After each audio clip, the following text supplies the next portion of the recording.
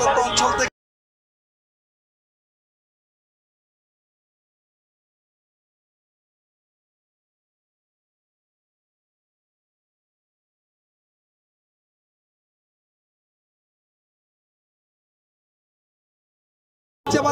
চিকিৎসা ভাতা মাত্র 500 টাকা এবং উৎসব বোনাস সবচেয়ে লজ্জাস্কর মাত্র 25%।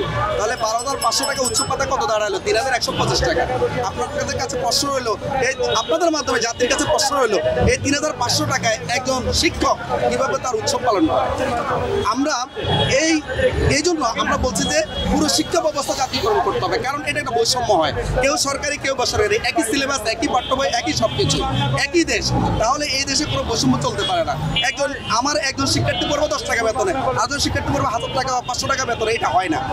আমার এই জন্য হচ্ছে যে শিক্ষা ব্যবস্থা জাতীয়করণ করার জন্য, আর এই শিক্ষা ব্যবস্থা জাতীয়করণ করতে হলে যে টাকাটা অতিরিক্ত দরকার হয় সেটাও আমরা দিব বলছি।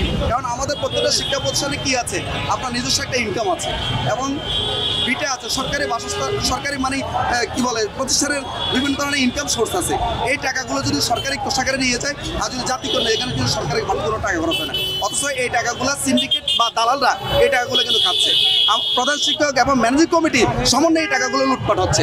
আমরা বলছি এই টাকাগুলো সরকারের কোষাগারে নিয়ে যাক, সরকার আমাদেরকে জাতীয়করণ দিক, যার ফলে কি হবে যে শিক্ষা মানসম্মত যারা মেধাবী তারা শিক্ষকতা পেশায় আকৃষ্ট হবে, আমার শিক্ষার্থী বিনা পয়সায় পড়তে পারবে। তো এই জন্য এই দাবি শুধু একজন শিক্ষকের নয়, এই দাবি 17 কোটি জনগণের। আমি একজন শিক্ষক নয়, আমি একজন অভিভাবক। আমি একজন অভিভাবক হিসাবে আমি বলতে চাই যে আমার সন্তান কেন 200 টাকা 1000 টাকা বেতনে পড়বে? আপনার সন্তান, আপনি কর্তা বিদায়, আপনি সরকারি কর্মকর্তা বিদায় জেলা শহরে বা আপনার উপজেলা সদরে আপনার বাচ্চা 10 টাকা পড়বে, আমার বাচ্চা কেন 200-5,000 টাকায় পড়বে? আপনার বাচ্চারা তো বিভিন্ন জায়গায় পড়ে। এই শিক্ষা নিয়ে কেন বাণিজ্য হবে? এই বাণিজ্য বন্ধ চাই। সারা বাংলাদেশের সকল নাগরিকের সমান শিক্ষার অধিকার চাই, মানসম্মত যুগোপযোগী শিক্ষা চাই। আজ পর্যন্ত কেন শিক্ষা কমিশন গঠন হয়নি? এতগুলো কমিশন হলো। আপনি দেখেন এই যে গত ফ্যাসিস্ট আমলে আমরা আমাদের ছাত্র জনতা রক্তের বিনিময়ে এই সরকার এসেছে, অথচ দেখা গেছে আমরা যে বৈষম্যহীন বাংলাদেশ আমরা যে আশা করেছিলাম সেটা কিন্তু আজও হয়নি। আমরা 7 মাস পর্যন্ত সরকারকে সহযোগিতা করেছি, বিভিন্ন দপ্তরে যোগাযোগ করেছি, তারা বারবার আমাদেরকে আশ্বস্ত করেছেন। আশ্বাসবার বাণী শুনিয়ে তারা এখনো পর্যন্ত আমরা এই আন্দোলন আজকে 20তম দিন। এই 20তম দিন তারা 2-3 বার আমাদের সাথে বৈঠক করেছে। তারা গেলেই আমাদের দাবির সাথে একমত, তারা দিচ্ছে বলে ঘোষণা দিচ্ছে বলে এখনো পর্যন্ত দেয়নি।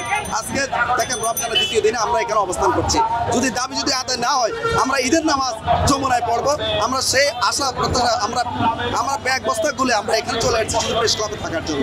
তো সবাইকে ধন্যবাদ জানিয়ে সবাইকে আন্দোলনে একতা পোষণ করার জন্য আপনাদের সহযোগিতা কামনা করছি।